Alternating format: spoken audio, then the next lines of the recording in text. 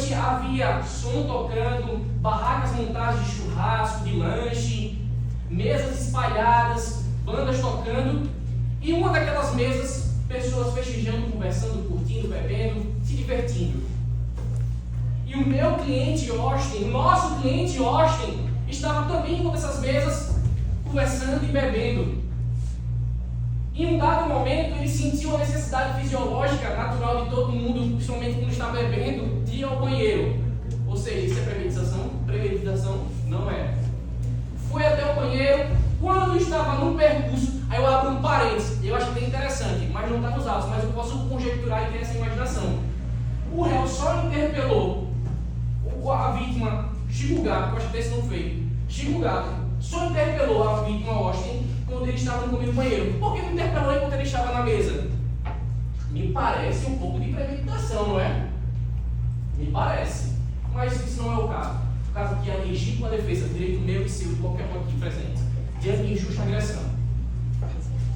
Então ele, nesse momento que se levanta, ele é interpelado. Daí Chico Gato chega: você é primo de Miguel? Naturalmente sim, sou primo dele.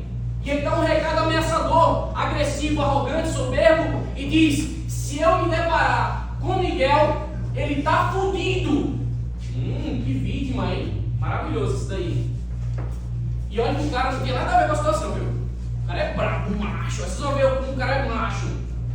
Aí ele pega e diz, ameaçando: se eu não conseguir fazer ele pagar, porque ele está me devendo, qualquer familiar dele vai pagar. Caramba, o cara é o tal aqui. Aí o Austin, vendo a situação, ficou abismado. Aí ele pegou, naturalmente foi aconselhar, né? O cara, ele não gostava de briga. Tá nos autos, pode até procurar. Apesar que você só sabe de português, verbo, mas não sabe o processo.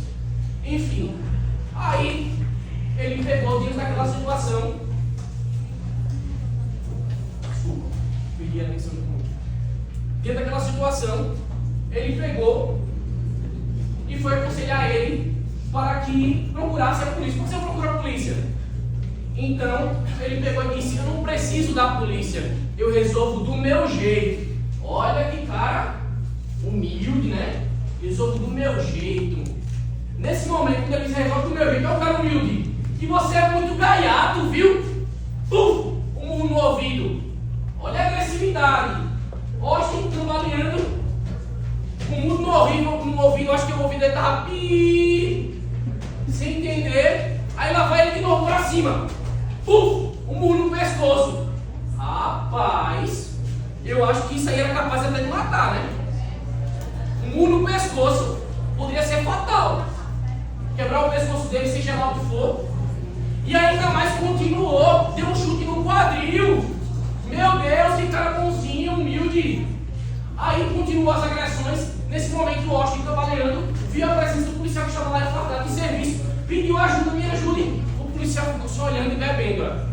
Prevaricou. Inclusive até o Ministério Público, até eles, em juízo, pediram para que fosse apurada a conduta do policial que prevaricou. Em que momento fala que o policial estava fardado? Nos autos. Excelência, o interrompido o prazo. Interrompe, por favor.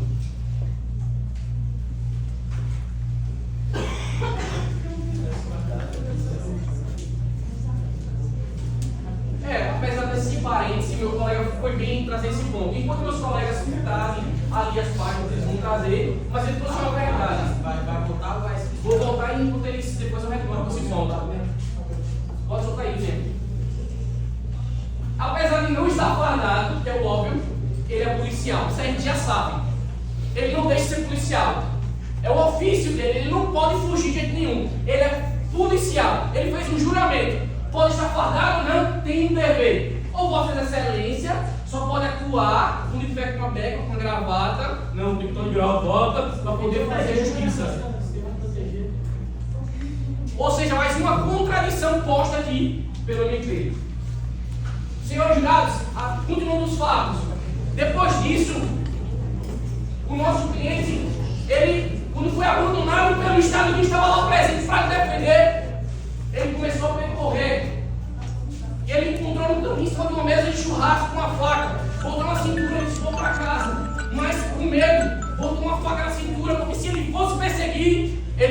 proteger. Que é algo para se proteger? Porque nem o Estado que estava ali para garantir a segurança não o protegeu. No percurso, a vítima, a suposta vítima, o velho Chico Gato, correu atrás dele. No caminho, tentou dar-lhe socos, Austin desviou, mas ele pegou e sacou a arma e apontou.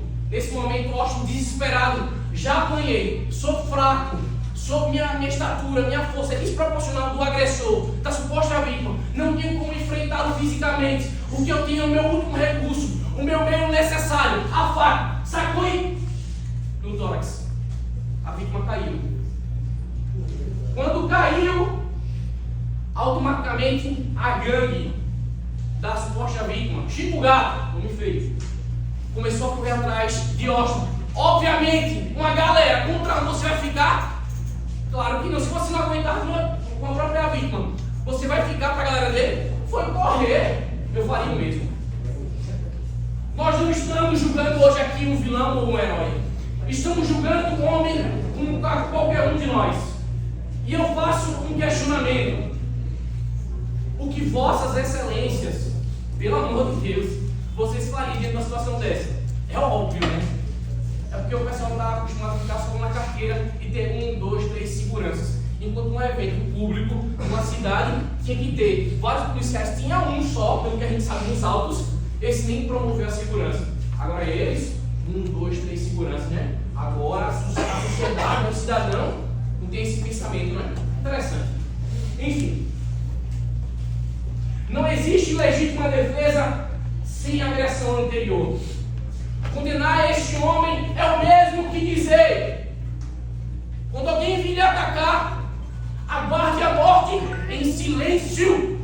Silêncio. Aguarde a morte em silêncio. Você não tem direito de se defender. Mas não é isso que está previsto na lei. A lei nos garante no Código Penal, artigo 23, a lei que vocês são fiscais, mas não estão fiscalizando.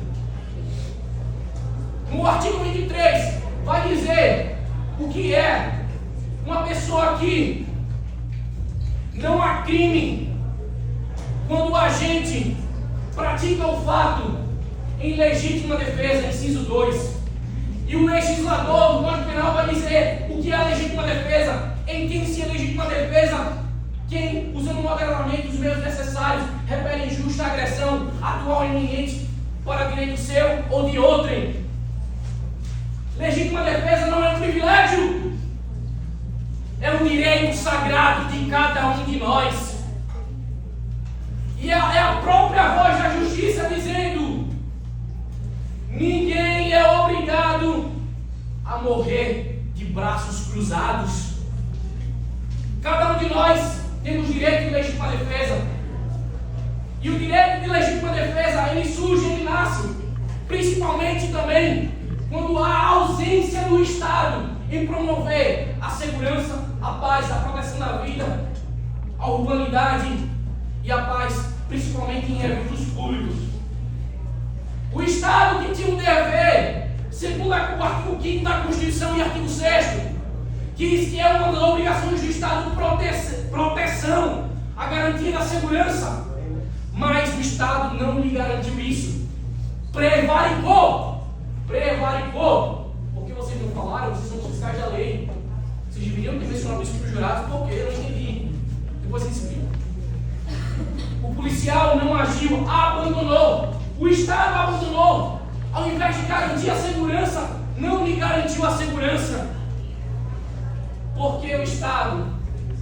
Defesa, só para avisar, falta menos de 5 minutos para o término, tá? Voltando ao raciocínio, voltando aqui ao meu raciocínio.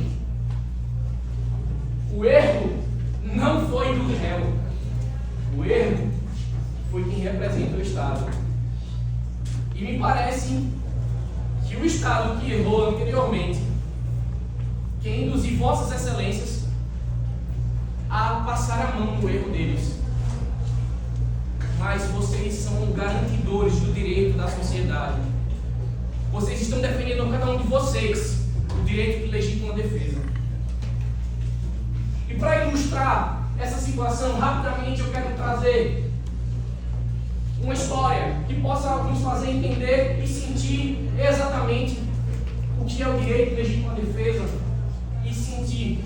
Havia um pescador que navegava todos os dias pelo seu rio a pescar.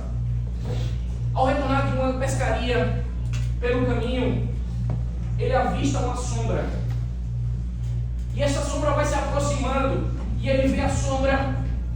E quando ele olha para trás, era um homem forte, superior a ele, de estatura, e com aparência de irado, e começa a falar algumas palavras. Na medida que ele vai se aproximando, ele vai dizendo que queria matar aquele homem, queria perseguir, queria ir para cima dele, ameaçando o pescador por ser inferior, tentou recuar, correr, e começou a correr. Mas ele era menos rápido do que o agressor. O agressor, na medida que cada passo que ele dava, o agressor se aproximava.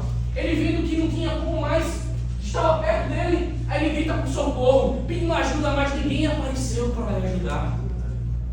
Então, encurralado, sem saber o que fazer, sem ajuda de ninguém, ele usa um instrumento de trabalho, um alicate de pescaria. Ele não queria agredi-lo, ele queria se defender, ele queria se proteger das agressões, ele não tinha outra alternativa. Quando o agressor chegou, desferiu o golpe na barriga. O agressor caiu, ele ainda angustiado, com o coração acelerado, com medo. Ele pegou, se afastou. Ele queria proteger a sua vida. E é isso o direito de legítima defesa. Quando o Estado não garante, quando é desproporcional o porte físico, é injusto, não teve motivo, você quer se proteger. E foi isso que esse homem fez. Não devemos fazer isso, julgar, condená-lo, mas devemos absorvê-lo para dar um recado para a sociedade que existe justiça, e essa justiça, muitas das vezes, é necessário que venha do povo, porque quem está com a toga, quem está com a beca, muitas das vezes está corrompido, ou quer passar a mão, como é este caso. O cara prevaricou, não mencionou. O Estado querendo passar a mão para não mostrar as falhas, para dizer estão certos. Mas aqui, senhores jurados, cada decisão de vocês ecoa em uma vida.